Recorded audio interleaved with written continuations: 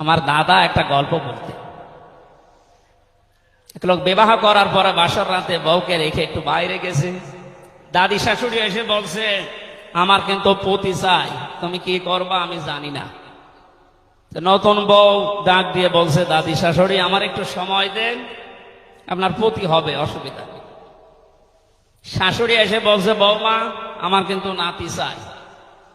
ঠিক আছে, আমার সময় দেবেন।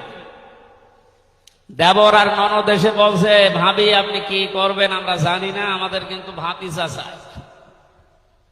কিছুক্ষণ পরে স্বামী এসে বলছে, বউ তুমি কি করবা আমরা জানি না, আমার বেবি চাই। বউ মাথা উঁচু করে বলছে, তোমরা কি সব পাগলের বংশ? আমার এখনো কিছুই হয়নি, এরপরে 10 মাস 10 দিন সময় লাগবে, তারপরে কারো বেবি চাই, কারো ভাতিজা চাই, কারো নাতি চাই, সব হবে।